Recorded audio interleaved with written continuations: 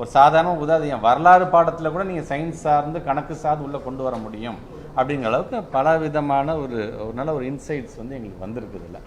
So இதை நாம் எப்படி உள்ளே கொண்டு போகலாம். உதாரணத்துக்கு இப்போ எங்களுடைய முதன்மை செயலர் வந்து சந்திரமோகன் சார் வந்து சில ஐடியாஸ் இப்போ ஏற்கனவே நம்ம முன்னெடுப்புக்கு எடுத்துகிட்டு இருக்கோம். ஸ்லோ லேர்னர்ஸ்க்கு வந்து திறன் கொண்டு வரது, ஃபியூச்சர் ஸ்கில்ஸாக இருக்கக்கூடிய டிஎன் ஸ்பார்க் சார்ந்து என்னென்ன டெக்னாலஜி அடாப்ஷன் எப்படி நம்ம வந்து கொண்டு வர போகிறோம்.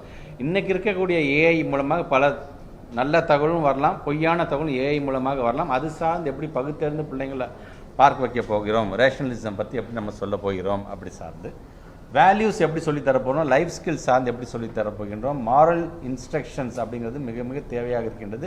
டெடிக்கேட்டடாக தனியாக அதுக்காண்டு ஒரு வகுப்பை வைக்க வேண்டும் என்பதை எப்படி சொல்லித்தரப்போகிறோம்.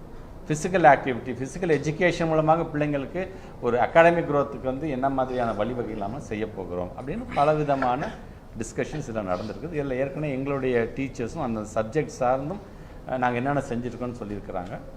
இதில் நிறையா ப்ரொஃபஸர்ஸ் ரிலேட்டடாக பார்த்திங்கன்னா ஸ்கூல் லெவலில் எல்லாமே நல்லா இருக்குது. சம்டைம்ஸ் காலேஜ் லெவல்னு போகும்போது ஸ்கூலில் இருக்கக்கூடியது பார்த்திங்கன்னா காலேஜ் லெவலில் அது இல்லை அப்படிங்கிற அளவுக்கான ஒரு இதெல்லாம் கூட சொல்லியிருக்காங்க. உதாரணத்துக்கு நம்முடைய முனைவர் சார் சுல்தான் சார் சொன்ன மாதிரி பைத்தானை பற்றி நம்ம வந்து ஸ்கூலில் பேசுகிற அன்னைக்கு காலேஜில் பைத்தானை பற்றி யாரும் பேசாமல் இருந்த ஒரு சூழ்நிலையும் இருந்தது. ஸோ இந்த கேப் ஏன் வருது அப்படிங்கிற அளவுக்கு இன்றைக்கி அவங்க எல்லாம் சொல்லியிருக்காங்க. டீச்சர்ஸை இன்றைக்கி இருக்கின்ற டெக்னாலஜி வைஸ் ஒரு ஐசிடி ட்ரைனிங்லேருந்து இந்த இன்றைக்கி டெக்னாலஜி வைஸ் டீச்சர்ஸ் நம்ம எப்படி வந்து ட்ரெயின் பண்ண போகிறோம், அது சார்ந்து என்ன மாதிரியான மாடியூல்ஸ் நம்ம வந்து உருவாக்க போகிறோம் அப்படிங்கிற மாதிரியும் பேசியிருக்கோம். ஸோ ஆல்மோஸ்ட் எந்த சப்ஜெக்டையும் விட்டு வைக்காமல் ஒரு ஃபவுண்டேஷனல் லிட்ரஸி அண்ட் நியூமரசி இந்த எஃப்எல்என்னு சொல்லக்கூடிய ஸ்லாஷ் மூலமாக நாங்கள் என்ன கற்றுக்கிட்டோம், ஸ்லாஷ் மூலமாக கற்றுக்கிட்டதை இதில் எப்படி நாங்கள் வந்து சரி செய்ய போகிறோம் அப்படிங்கிற அளவுக்கும் சொல்லியிருக்கோம். மோஸ்ட்டாக இதில் விவாதம் பண்ணதே பார்த்திங்கன்னா கொரோனாவுக்கு பிறகு எப்படி நம்ம சிஸ்டம்லாம் மாறி போயிருக்கிறது, ஒரு எமோஷ்னல் வெல்பீயிங்லேருந்து எல்லாமே எப்படி மாறி போயிருக்கிறது, எதற்கு முக்கியத்துவம் தர வேண்டும், எங்கே நம்ம விட்டுருக்கோம், நம்ம எங்கே அந்த கேப் இருந்திருக்கு அப்படிங்கிறத முழுமையாக உணர்ந்த ஒரு மீட்டிங்காகத்தான் இந்த மீட்டிங் நடந்திருக்குது. ஸோ நீங்கள் நம்முடைய பத்திரிகைத்துறை ஊடகத்துறை சார்ந்த நண்பர்கள் உலகத்துக்கும் எடுத்து சொல்லுங்கள். Very first state in India ஒரு ஸ்டேட் எஜுகேஷன் பாலிசியை உருவாக்குனதுலேருந்து ஃபியூச்சரிஸ்டிக்காக திங்க் பண்ணுற அளவுக்கு நீங்கள் ஒரு கமிட்டி மீட்டிங்கை போட்டு அடுத்த கட்டத்துக்கு நகர்ந்துகிட்டு இருக்கிறோம். அப்படிங்கும் பொழுது அடுத்த 10 வருஷத்துக்கு நம்முடைய பிள்ளைங்களுக்கு வந்து நமக்கு என்ன சொல்லித்தரப்போகிறோம். இன்றைக்கி படிக்கக்கூடிய குழந்தைங்களுக்கு நீ தமிழ் பாடம் படித்தாலும் உனக்கு ஒரு வேலைவாய்ப்பு உண்டு அப்படிங்கிறது வந்து கெரியர் கைடன்ஸில் எப்படி நம்ம சொல்ல போகிறோம். நான் ஹிஸ்ட்ரி தானே படிக்கிறேன், நான் காமர்ஸ் தானே படிக்கிறேன் அப்படின்னு தயவுசெய்து யார் நினைக்கிறேன். படிக்கிற படிப்புக்கு இங்கே என்ன உங்களுக்கான அந்த டார்கெட், அந்த டெஸ்டினேஷன் எங்கே இருக்க போகுதுங்கிற முதற்கொண்டும் இதில் எப்படி நம்ம வந்து கொண்டு வரப்போம். ஆல்ரெடி நான் முதல் திட்டம் இருக்கின்றது, ஆல்ரெடி ஸ்கில் டெவலப்மெண்ட் சார்ந்து பல முன்னெடுப்புகள் நம்ம எடுத்துகிட்டு இருக்கிறோம். ஆல்ரெடி மாடல் ஸ்கூல் சார்ந்து பல ப்ரூவன் ப்ராடக்ட்ஸ் நம்ம இந்தியா முழுவதும் உலகம் முழுவதும் உருவாக்கி கொடுத்துட்டோம் என்று சொன்னாலும் இனி வரும் காலத்தில் இருக்கக்கூடிய டெக்னாலஜியை பயன்படுத்தி அடுத்த கட்டத்துக்கு நகர்றதுக்கு இன்றைக்கே தமிழ்நாடு யோசிக்க ஆரம்பித்து விட்டது. இதை என் தமிழ்நாடு மட்டும் இருக்காமல் எங்கள் மாடலை பார்த்து அதர் ஸ்டேட்ஸ் நீங்களும் இதை நீங்கள் தெரிஞ்சுக்கோங்க. நீங்கள் ஏதாச்சும் புதுசாக செஞ்சீங்கன்னா உங்கள்கிட்டேயும் தெரிஞ்சுக்கிறதுக்கு நாங்களும் காத்து கொண்டிருக்கின்றோம் என்பதுக்கு மாதிரியான ஒரு புரிதலோடு தான் இந்த மீட்டிங் நடந்திருக்கின்றது. ஸோ அடுத்தடுத்த கட்டத்துக்கு போகும் பொழுது இன்னும் இதில் நாங்கள் வந்து என்னென்னலாம் செய்ய போகிறோம் அப்படிங்கிறதை நம்முடைய பத்திரிகை ஊடகத்துறை சார்ந்த நண்பர்களுக்கு சொல்வதற்கு நாங்களும் காத்து கொண்டிருக்கிறோம் என்பதை மட்டும் இந்த நேரத்தில் ஸ்டேக் ஹோல்டர்ஸ் மீட்டிங்லாம் அது எப்போ நடக்கும்? ஆமாம், அடுத்த கட்டம் தான் இது. இப்போ இன்றைக்கி நடந்த வரை இனிஷியல் மீட்டிங் தான். இனிஷியல் மீட்டிங்கை ஆல்மோஸ்ட் பார்த்திங்கன்னா ஒரு 5 மணி நேரம் போயிருக்குதுனாங்க. இதில் நிறைய புரிதல்களும் எங்களுக்கு வந்திருக்கின்றது. ஸ்டேக் ஹோல்டர்ஸ் சார்ந்து எப்படி ஒரு டிஸ்ட்ரிக்ட் லெவலில் அது போக போகிறாங்க என்னங்கிறது வந்து அடுத்தடுத்த கட்டத்தில் நாங்கள் சொல்லுவோம். அதனால தான் சொன்ன ரோட் மேப் மார்ச் மாதம் வரைக்கும் எங்களுக்கு இருக்கின்றது. ஒவ்வொரு கட்டத்தில் நாங்கள் என்னென்ன செய்ய போகிறோம். டிராஃப்ட் வெர்ஷன் டிசம்பர் மாதத்திலே கொண்டு வர போகின்றோம். அந்த டிராஃப்ட் வெர்ஷனில் வந்து எந்தெந்த ஸ்டாண்டர்ட்ஸ்க்கு நம்ம கொண்டு வர போகிறோம் அப்படிங்கலாம் இனிமேல் தான் அடுத்தடுத்த கட்டத்துக்கு வரும்.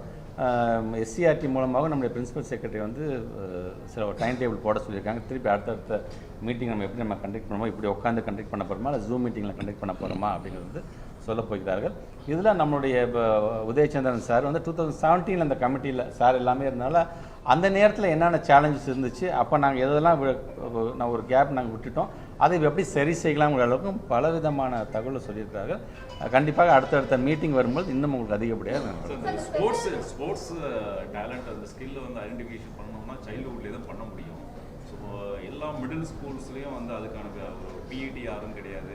நம்ம எப்படி வந்து பசங்ககிட்ட அந்த ஃபிசிக்கல் எஜுகேஷன் சார்ந்து இப்போ உங்களுக்கே தெரியும், நாங்கள் வந்து ஒரு 500 ஸ்டூடெண்ட்ஸ்க்கு ஒரு டீச்சர்ஸ் அப்படிங்கிற லெவலுக்கான ஃபைல்லாம் மூவ் பண்ணிட்டோம். பட் ஆனால் அவங்க அசோசியேஷன் பார்த்தீங்கன்னா 250 ஸ்டூடெண்ட்ஸ்க்கு ஒருத்தர் நீங்கள் வைக்கலாம்ல அப்படிங்கிறாங்க. அவர் start with at least will start with ஃபைன்னு நாங்கள் சொல்லியிருக்கோம். அவங்களே கன்வின்ஸ் பண்ணோம்னா எங்கள் ரிசோர்ஸை கண்டிப்பாக நாங்கள் நிரப்பிவிடும். வரும்பொழுது கண்டிப்பாக நீங்கள் சொல்கிற மாதிரி ஃபிசிக்கல் எஜுகேஷனுடைய அந்த பயன்பாடு அப்படிங்கிறது மிக மிக அவசியமான ஒன்றாக அதை பார்க்கணும். இந்தியாவிலே அதிகபட்சம் மாணவர்கள் படிக்கக்கூடிய சிபிஎஸ்சியில் நிறைய மாணவர்கள் அடிக்கடி பிரச்சனைகள் வருது. ஆன்மீகம் சார்ந்து சயின்டிபிக் அப்பாற்பட்ட பல விஷயங்கள் பாடத்தில் இருக்கிறதா ஒரு விமர்சனங்கள் வருது. நம்ம என்ன மாதிரி விஷயங்களை வந்து அதில் ஒரு சயின்ஸ் சார்ந்து ஒரு எதிர்ப்பு சார்ந்து மாணவ அமைப்பு அடிப்படையில் எந்த இடத்துல சரியான சயின்டிஃபிக் டெம்பர் அப்படிங்கிறது நம்ம கான்ஸ்டியூஷன் நமக்கு சொல்கிறது தான். நம்ம இல்லையா 51 AHA நமக்கு அதுதான் சொல்கிறது. எல்லா சிட்டிசனையும் சயின்டிஃபிக் டெம்பரோடு நம்ம கொண்டு வரணும். அதனால தான் ஒரு பாடம் நடத்தும் பொழுதும் சரி, அதில் வந்து பகுத்தறிந்து எப்படி பார்த்து நம்ம வந்து பாடம் நடத்த போகிறோம். ஒரு கரிக்குலம், ஒரு சிலபஸ்லாம் வந்து யாருக்கும் எதிரானவர்கள் இல்லை. ஆனால் அந்த கருத்து என்பது பகுத்தறிந்து பார்க்க வேண்டிய ஒரு கருத்தாக இருக்க வேண்டும் என்று ஒரு சில விஷயம்லாம் உள்ளே நாங்கள் டிஸ்கஸ் பண்ணியிருக்கோம். பட் அது வெளியில் நம்ம சொல்ல முடியாது, சொன்னால் அது வேறு மாதிரியாக அது போய்விடும். பட் ஆனால் எங்களை பொறுத்த வரைக்கும் யாருக்கும் எதிரானவர்கள் நாங்கள் இல்லை. அதே நேரத்தில் பகுத்தறிந்து பார்த்து எல்லாரும் நீங்கள் தெரிந்து கொள்ள வேண்டும் என்கிற விதத்தில் தான் இப்போ நம்ம ஏற்கனவே நீங்கள் சொன்ன மாதிரி சயின்ஸ் ரிலேட்டடாக எப்படி நாங்கள் கொண்டு போகிறோம். ஸோ இதெல்லாம் அப்போ நீங்கள் சொல்கிற பாயிண்ட் எல்லாமே பார்த்தீங்கன்னா எங்களுக்கான அடுத்த கரிக்குலம் சிலபஸில் நாங்கள் வந்து அதை என்ஹான்ஸ் பண்ணக்கூடிய ஒரு பாயிண்ட்ஸ். எதுமா? ஆமாம்